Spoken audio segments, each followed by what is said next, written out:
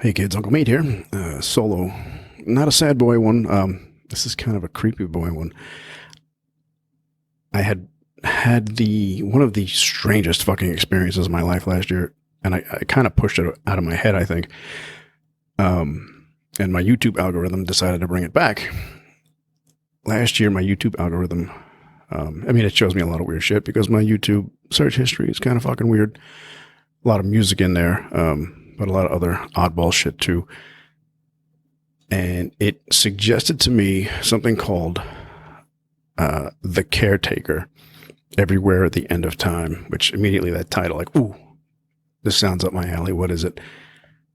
So I clicked on it, and it was a 6.5 hour fucking video. I'm like, oh, okay, I'm not going to start this now, but I kind of started looking into what it was, and it was really, it piqued my interest. And I don't remember their names. There's a digital music artist and a painter who got together, and they wanted to create this project to as best as anyone who's never actually gone through dementia could, recreate the stages of dementia musically for people to experience what it feels like. And, of course, anybody's guess is as good as mine, but I think they fucking nailed it.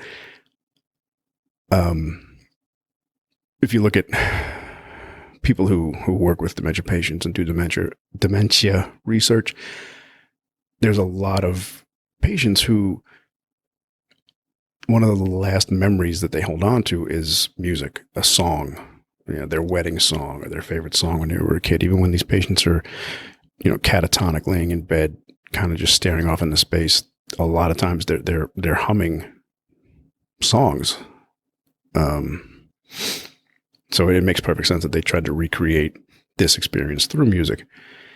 And it starts off with just old-timey ballroom music. And it's a little scratchy, a little distorted, like someone recorded it with a handheld tape recorder off of a scratchy record. It kind of reminds me of if you've ever played BioShock, some of the music in the background. And as this thing fucking moves on, the music becomes more and more distorted and repetitive and eerie, creepy. Hard to describe. And by the end, it's this wall of sound that becomes this underlying, you almost feel it more than hear it. It's not a vibration, but you have to experience it to really appreciate it. And there's a video on YouTube that really breaks it all down pretty well, better than my fucking illiterate ass can, especially in 10 minutes. The video is called The Darkest Album I've Ever Heard, Everywhere at the End of Time. His video really does a good job of breaking it down and describing where it came from. And you got to get past the first minute of the video because he's a little fucking YouTube kitty. But what I did was, when I discovered it and what this was about, because I was looking on YouTube for shit, his video came up, and I watched his before I listened to this thing. So I knew what I was getting into.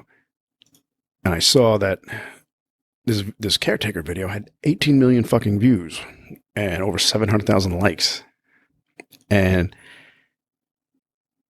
that it had the initial one, not the one that I was going to listen to, but the initial program when they had posted it. This thing had been this project had been started 20 years ago. They spent 20 fucking years doing this thing, putting this thing together. So anyway, if you want to really dive into it and get the backstory and shit, I would recommend that kid's video.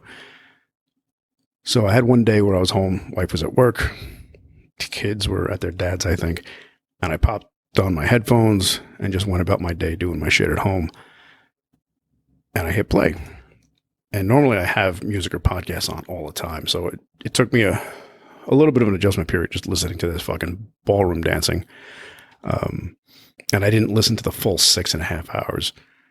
I would get maybe 40 minutes into each section and then kind of skip ahead because I knew, or I assumed I was not going to get through all this.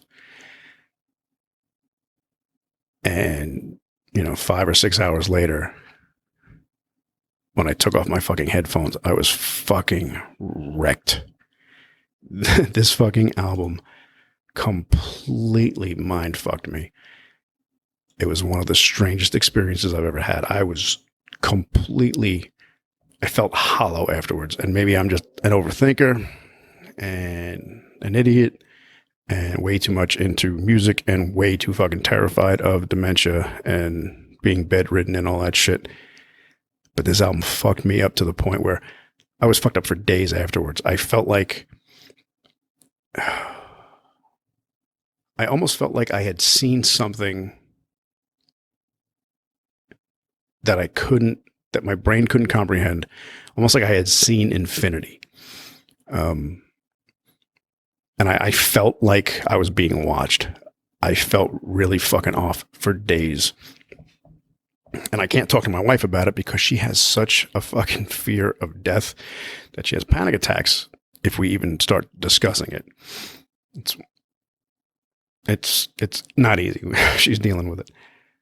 So I just kind of fucking bottled this up for like a week before I kind of felt back to normal.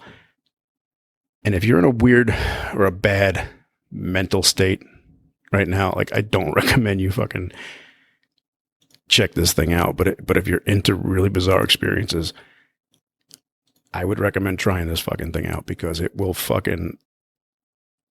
change something in you. But yeah, if you like really fucking bizarre experiences, if you're into like DMT or I don't know, fucking SCP shit, like I after listening to this album, I felt like I had experienced an SCP contact. Like I had seen something from another fucking dimension that my brain couldn't comprehend. It was so fucking weird. And it really fucking shook me to my core for days. And I'm just curious that if any of you have ever know about this project, have listened to it, have given it a shot, if it affected you the same way that it affected me. According to a lot of the comments on a lot of the videos I've seen, a lot of people had these weird fucking experiences with this album. It's kind of beautiful. It's kind of horrifying. It really fucking existential, just this moment of existential horror after I was done with it, I think. And I really fucking hope dementia's not like this because it runs in my family and my memory's already shot. So I know I'm fucking on that road.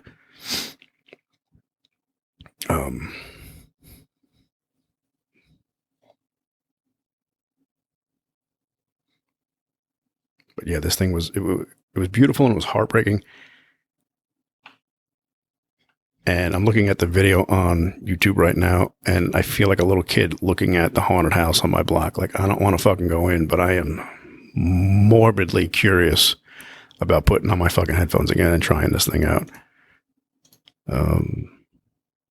So yeah, I just wanted to get that out, talk about it, see if anybody else has ever fucked around with this piece of demonic YouTube fucking